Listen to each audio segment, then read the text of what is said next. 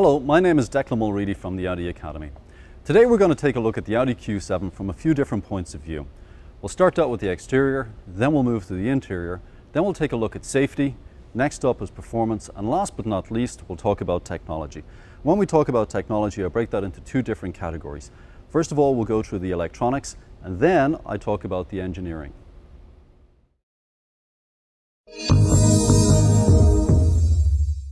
Taking a look at the exterior of the Audi Q7, this was Audi's first SUV.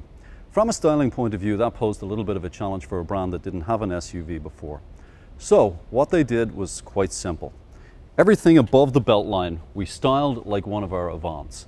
Everything below the beltline we styled like a traditional SUV. If you take a look at the fenders, both front and rear, we designed them to be staunch, more aggressive. They actually protrude on the car. If you take a look at the roofline towards the back, it's more coupe-ish than you will find on most SUVs. When we move up to the front, you'll find a very traditional Audi face. If you look at the single frame grille that you will find on most Audis, it's a little taller and it's a little narrower. When we take a look at the air inlets, on the TDI models, these are actually used for the intercoolers for the turbochargers.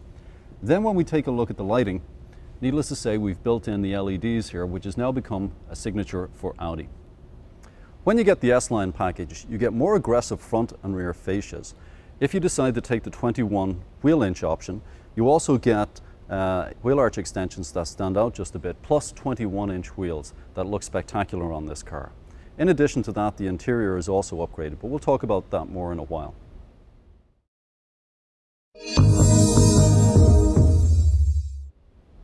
When we take a look at the Q7 from a safety point of view, one of the things you have to bear in mind is that the Q7 was designed in Germany. Now, needless to say, you're going to find quite a few of these cars on the Autobahn. And as a result, when these cars get into an accident, they're typically traveling at a higher speed than you would here in the US. So safety protection and safety standards are higher as well. The first thing from a safety point of view that customers think about is how many airbags the car is available with.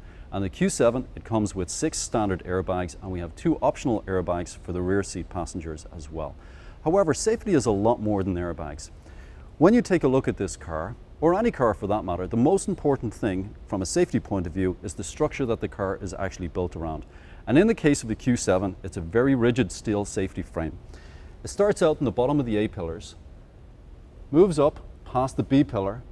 In the case of the Q7, goes past the C pillar, and finally on into the D pillar. The B pillar on this car is very substantial.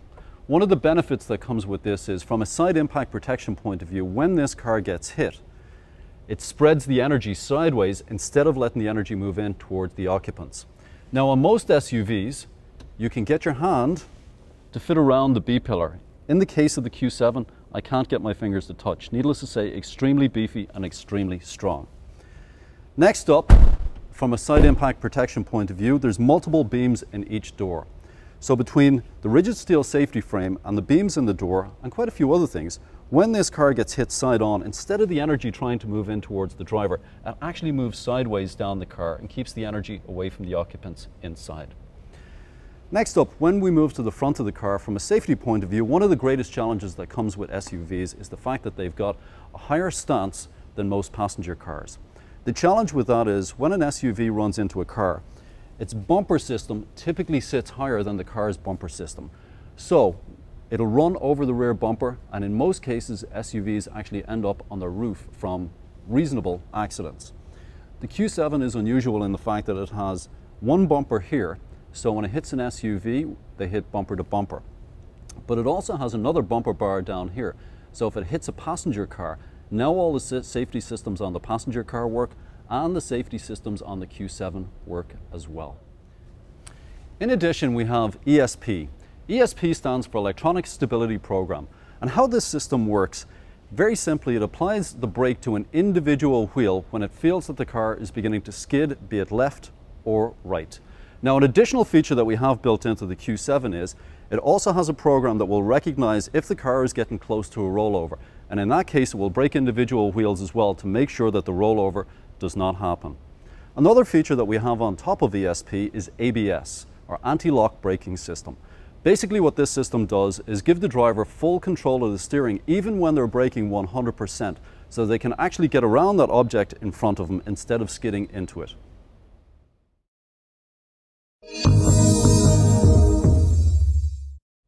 Looking at the Q7 from a performance point of view, we have three different engines available.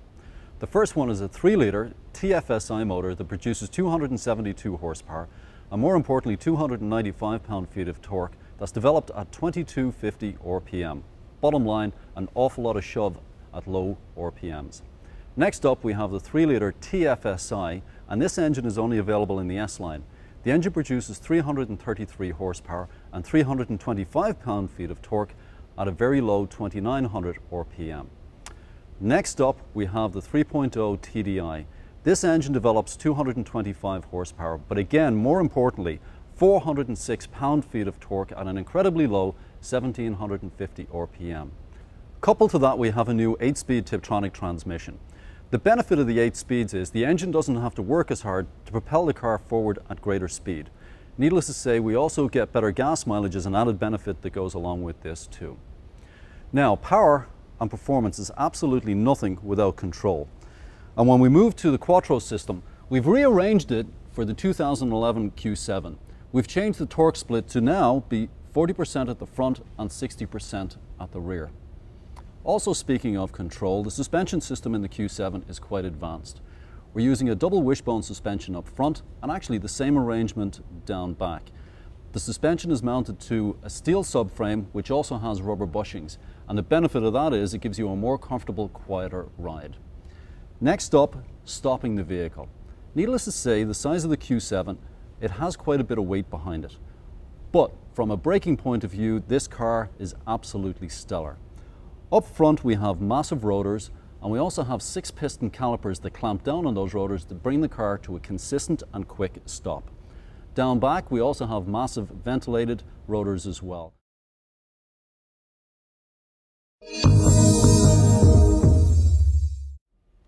Looking at the interior of the Audi Q7, it's a wonderful place for you to be. Regardless of whether you're dropping off the kids or picking them up from a soccer game, or you're doing a long drive, 500-600 miles in a day, whatever the case may be, this is an excellent environment. You have available options like the ventilated front seats, the Bang & Olufsen sound system, or the open sky sunroof. All very, very nice to have. However, the seating position is absolutely perfect, the steering position is perfect, and obviously wonderful instrumentation as well. When you take a look at the rear seats, they're also adjustable forwards and backwards, and the back rake is adjustable as well. From a versatility point of view, we can also fold down the rear seats, and you can basically get from behind the driver's seat all the way to the rear tailgate as cargo space. So be it you're running down to the home store on the weekend, or you're piling in snowboards or a surfboard, whatever the case may be, you can do it in this car. From a versatility point of view, we also have plenty of cup holders and beverage holders. Every door has a beverage holder. We have 2 cup holders up front and an additional 2 cup holders down back as well.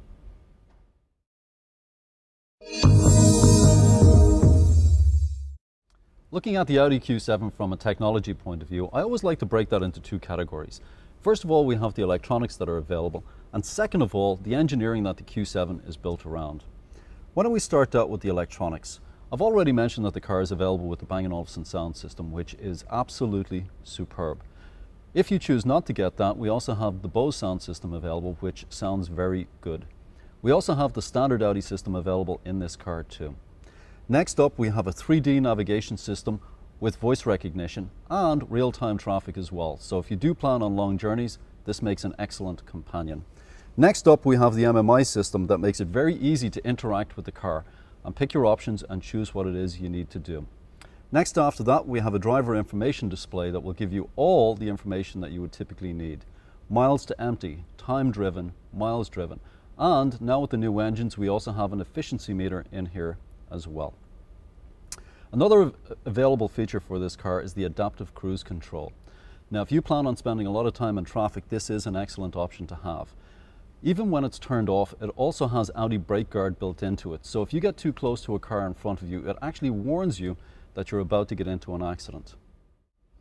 Now I did mention there was 2 sides to the technology piece. One was the electronics and the second was engineering.